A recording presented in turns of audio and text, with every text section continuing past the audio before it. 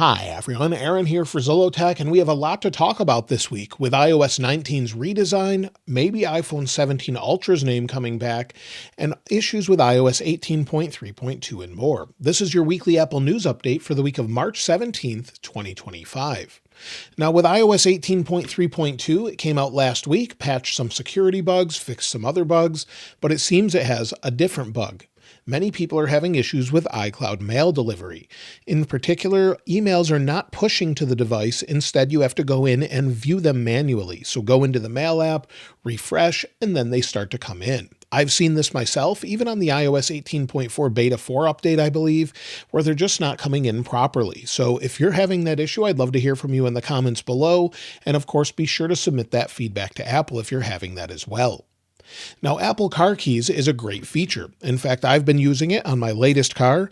If we go into the wallet here, and with my BMW, you can just walk up to the car and it will unlock. We've seen this with Tesla with their app for quite some time, but having it built right into the wallet is great.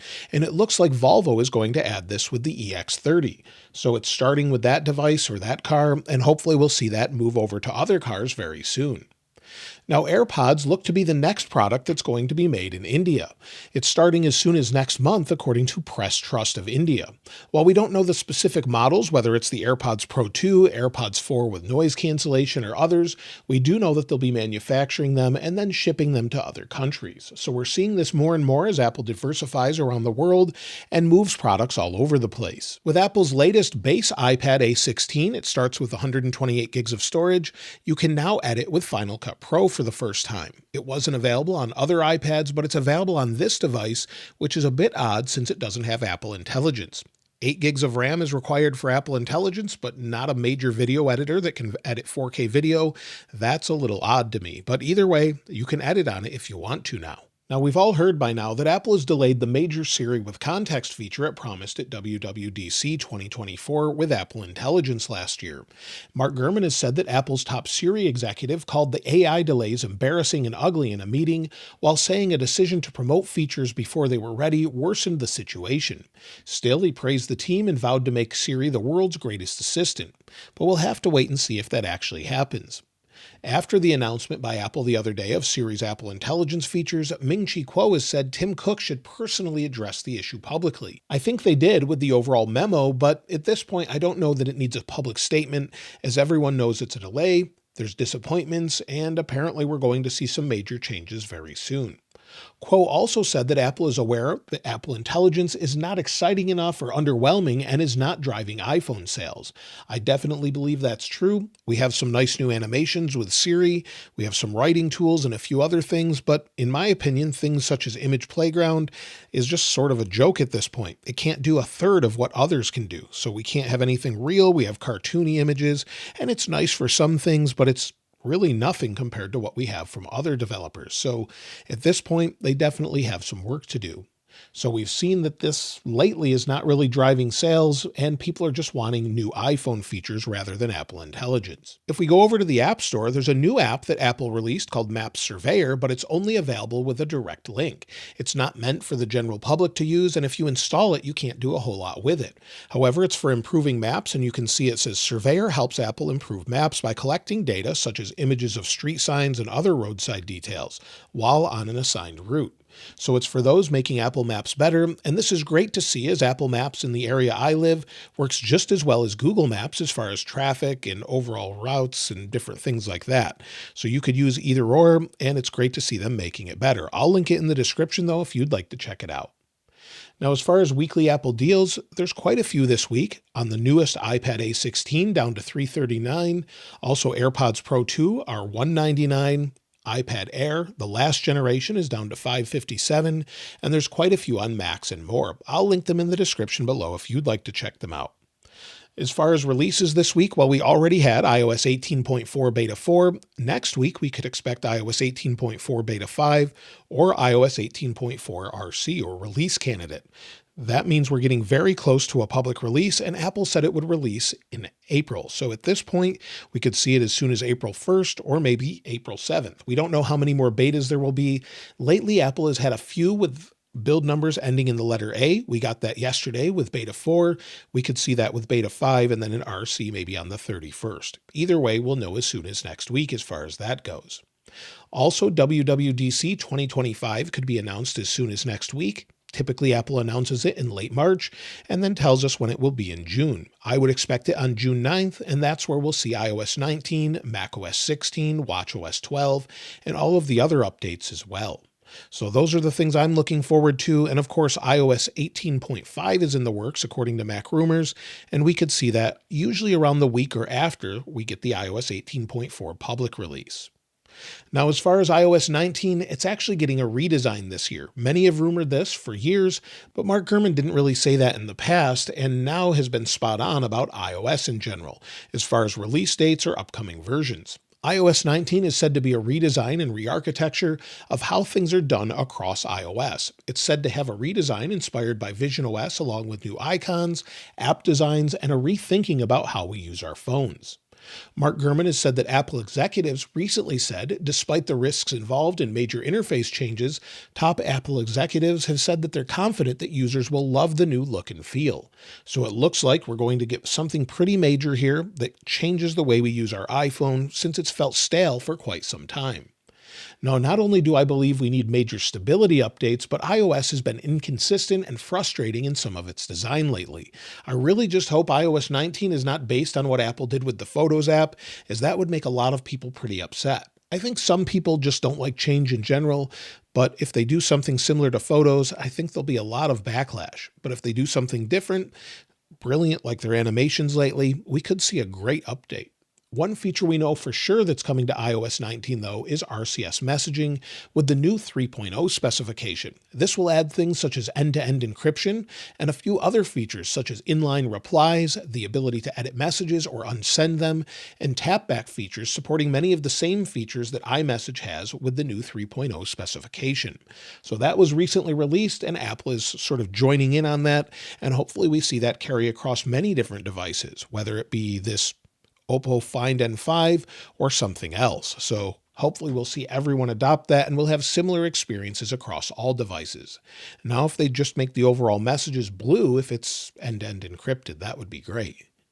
Now, the next iPhone is something we keep seeing more and more about. iPhone 17 Air was shown once again in metal dummy models by Sonny Dixon. A couple key things to note is the huge camera bump and action button, and MagSafe despite it supposedly being a unibody metal design.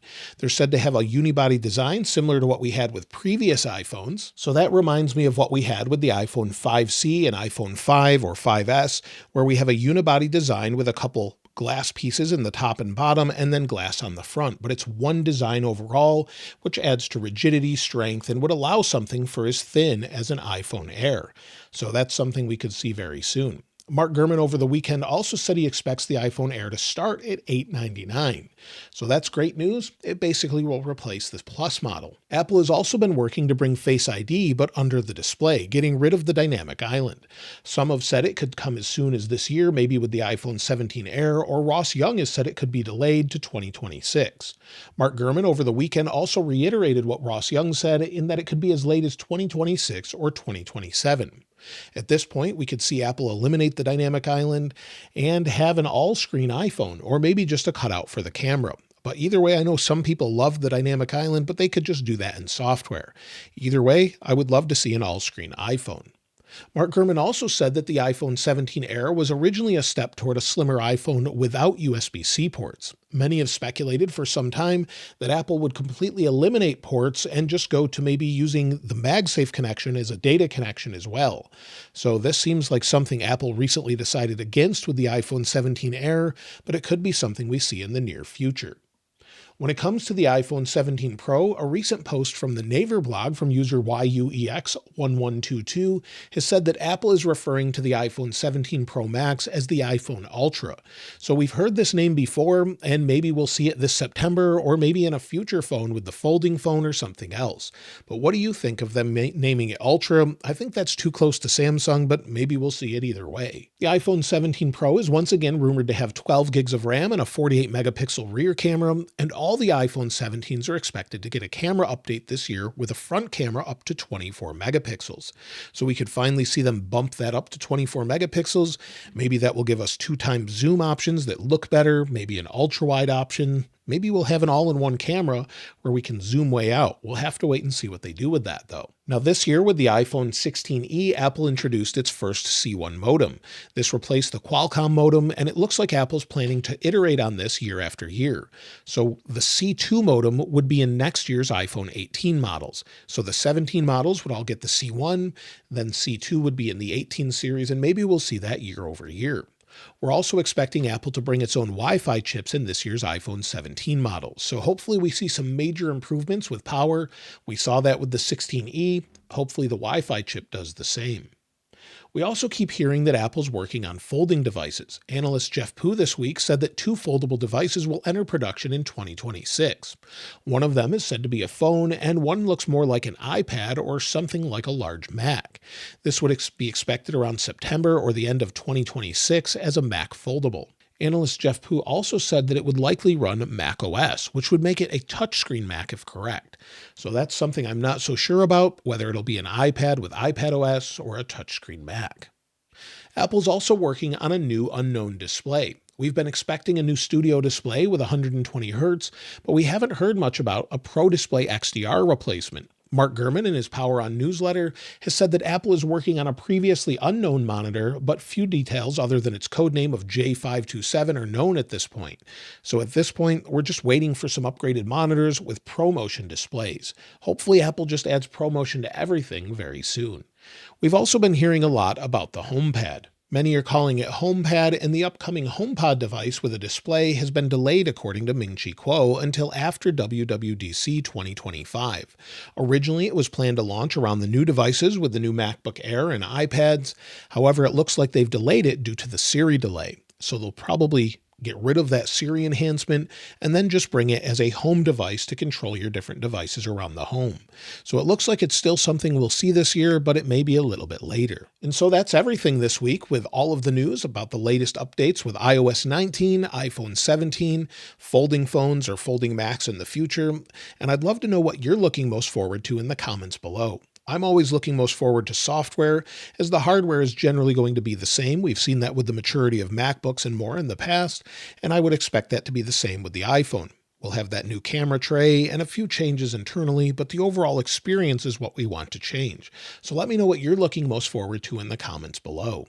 I'll link this wallpaper in the description like I normally do, and if you haven't subscribed already, please subscribe, and if you enjoyed the video, please give it a like. As always, thanks for watching. This is Aaron. I'll see you next time.